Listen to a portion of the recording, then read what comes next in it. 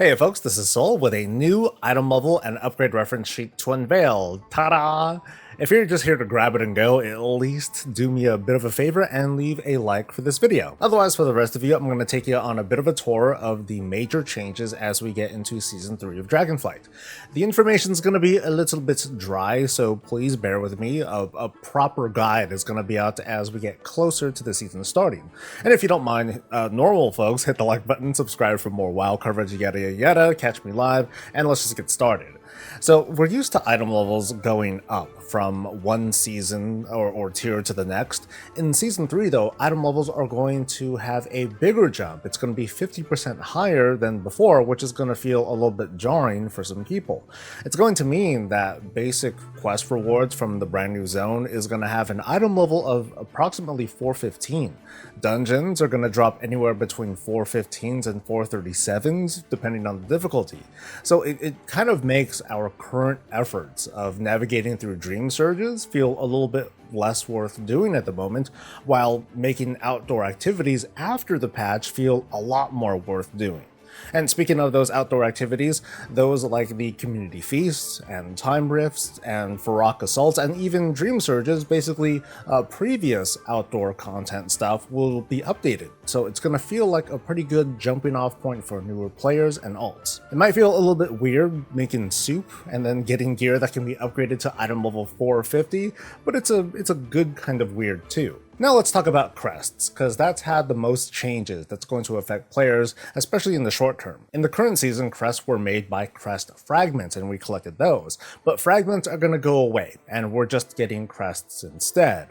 Although I'm going to try and make this a little bit more clear.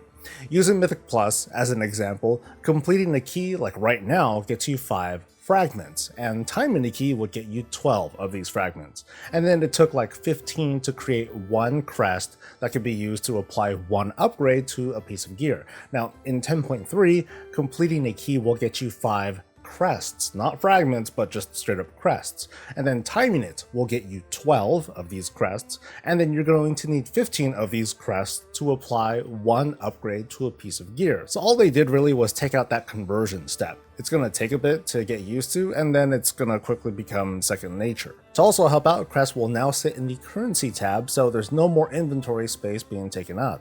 And the tooltips have been updated to include additional information where crests drop from, so very nice, very helpful. The seasonal cap is also being adjusted, and in some ways it's kind of a nerf. In Season 2, the total amount of crests that you could earn went up by the equivalent of 10 applied upgrades each week. Now that's going to be knocked down, and in Season 3, the total amount that you can earn will go up by 6 applied upgrades each week. Now that's going to affect the very dedicated, career-minded Mythic Plus player and raiders as well, at least on the short term. Here's an example. Let's say it's week 1 of the season, and I went into the normal version of the upcoming raid, and I happened to defeat all 9 bosses. The current estimation is that I'm going to earn 100 Drake crests from the clear, but since this is the first week of the season, I'm going to hit the Drake cap at like 60. So that's going to mean, and this is also new to the season, the remaining 40 crests that I earn will be whelplings instead of drakes. And if I happen to do other things that earn me drakes, or they would earn me drakes, like, lower level keys or weekly events, I'm also going to get whelplings there too. Of course, if I run even higher raid difficulties or keys, then I'll get worms. What I can't say with certainty though, is whether or not these overflow crests that I'm earning will also go towards the cap in those lower brackets. It means that there's an unlikely but possible scenario where some people may stop receiving crests altogether. Now again, this change will affect the most competitive players out there, who now will have to be a little bit more strategic with how they apply their gear upgrades in the first month or so of the season. But in the long term, and especially for players who roll alts or otherwise just kind of dip their feet into Big 3 content, they're much less likely to ever hit that season cap, and then multiply that by the number of alts that one ends up creating, and it may not be so bad. And new to 10.2, we can upgrade crests to higher levels. Now there's a bit of a learning curve here, so let's dive right in. First off, you're going to need 90 crests. That's the equivalent of 6 applied upgrades in order to trade for 15 crests of the higher level, which is the equivalent of just 1 upgrade.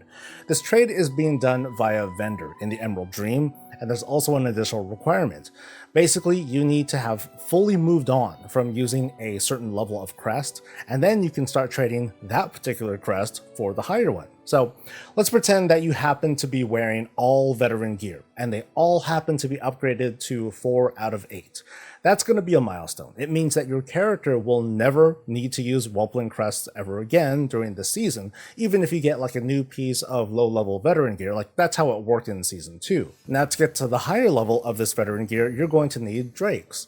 Now remember, every slot needs to have met this item level requirement, and so far it doesn't seem to matter if the gear is crafted or PvP or whatever, it just needs to be high enough. Once it is, then you can start trading whatever whelplings that you happen to get up to a drake. Now obviously this might seem a bit punitive, like it's a 6-to-1 ratio. It's as if you're doing a week's worth of work just for like 1 upgrade. Just an observation though, I think the WoW team is being purposefully conservative here, because I ask myself, well, what if the ratios were different? Like, at what point would I as a player be like, yes, I am going to grind this diminishing return super hard so I can squeeze out a few more aspects? That's also the reason why I don't think that account tradable crests are going to be a thing either. The exchange rate does, I don't know, it just doesn't make it very attractive to consider using a bunch of vaults to funnel crests to a certain character.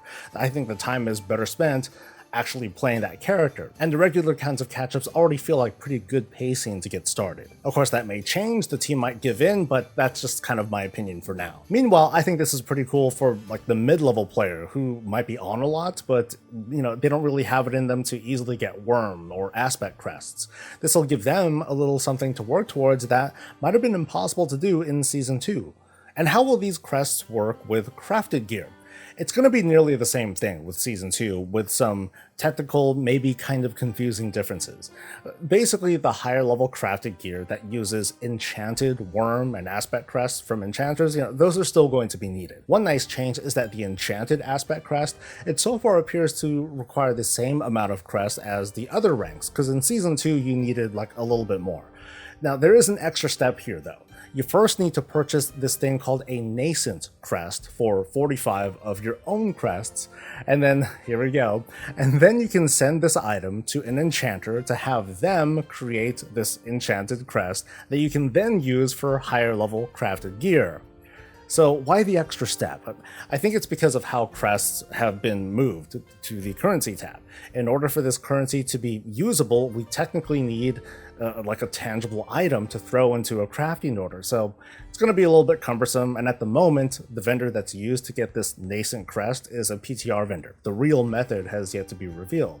The takeaway though that I want to leave you with is that it's just slightly better than in Season 2. There's just one extra step that you're going to have to learn. Finally, let's skip ahead to the end of the item level track. Hero and Myth class gear have had an additional level added to them, putting fully upgraded gear like right up there with endgame Mythic drops. Drops from the vault at keys 18 and higher will be at Myth level and can be upgraded with aspects. Meanwhile, while hero gear isn't as high, it's a little bit closer to the top compared to Season 2. And top crafted gear is going to peak at an item level of 486. It's a little bit lower than gear upgrades in exchange for embellishments and customizable stats, so personally I don't think that's a huge loss. Like I said earlier, at the start of the season, I'm going to have a guide that focuses a bit more on the gearing side of things, but for now, that's your quick tour through item levels and upgrades in 10.2. This was an information dump, so definitely ask questions and I'll do my best to answer them. Let me know what your thoughts are on these changes in a comment, like the video, subscribe for more coverage, catch me live, and I'll catch you later. Stay safe, stay healthy, and stay breezy.